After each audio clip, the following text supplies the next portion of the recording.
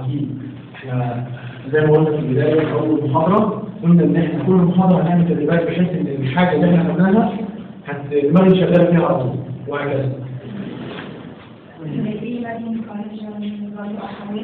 على حواليها مثلا حط اي اسم مباشر انت عشان ده وتتحول زي ما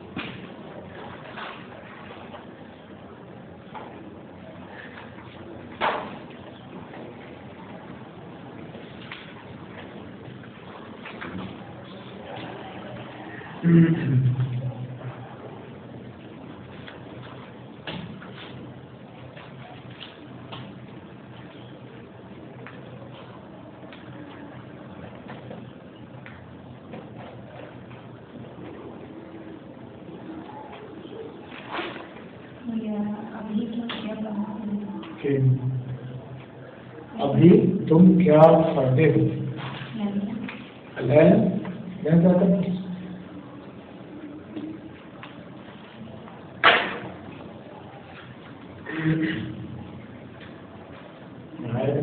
دي هنلاقي عليها بالذات عبد الله مش واحد شغالين كده.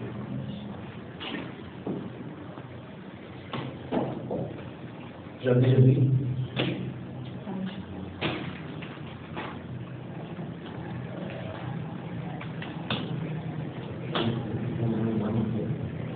هنا المذكر هتعمله مؤنث والمؤنث هتعمله مذكر.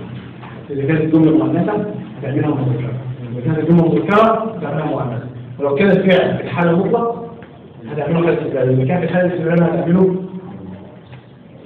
بحيث إن إحنا نتدرب على حالة مطلق وهتتدرب على حالة استقلال وهتتدرب على المذكر وهتتدرب على المؤنث. دي حالة. هنا هنتدرب على الإضافة والضمائر الملكية. هنا الأسئلة اللي خدناها دي اللي هو تعديل الخطأ. بقى عشان كده محاضرتين اللي فاتوا بعض هنا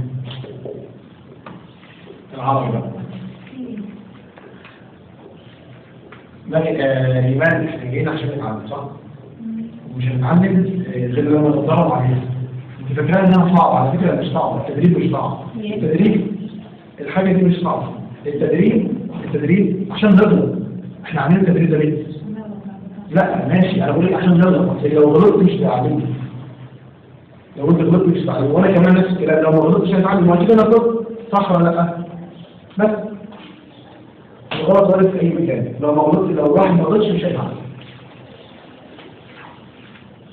بس انا اهم حاجه عندي بالنسبه لي ان احنا ازاي كتر التدريب على حاجه معينه.